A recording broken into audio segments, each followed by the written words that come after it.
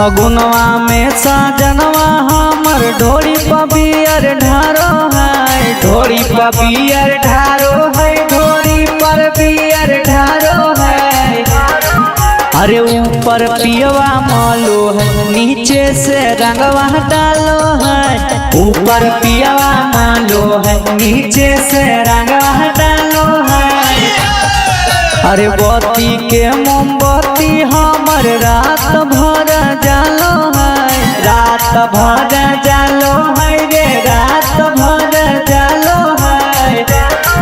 अरे ऊपर पियवा मालो है, नीचे से रंगवा डालो है। ऊपर पियवा मालो है, नीचे से रंगवा डालो है।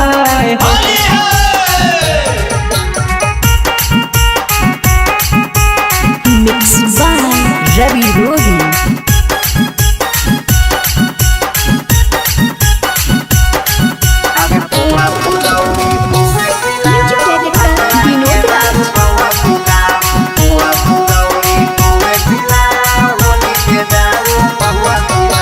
नया नया हमरो होले गवनवा, बड़ छिना रहा तोरो पहुनवा।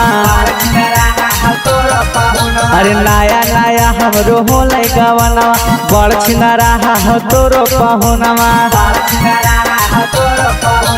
रात भर पियवा हमर तावा पर मछली छानो है।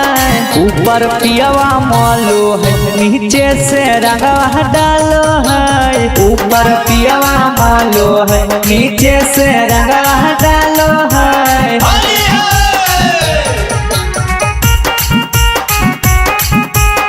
मिक्स बाय रवि रोही।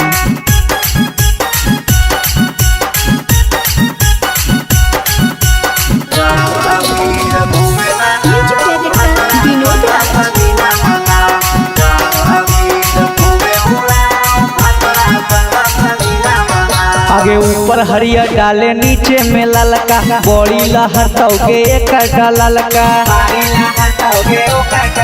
आगे ऊपर हरियर डाले, नीचे में ललका, बड़ी लहर तौके एक ललका।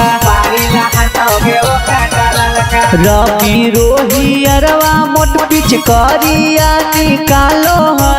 ऊपर पियवा मालो है, नीचे से रंगवा डालो है।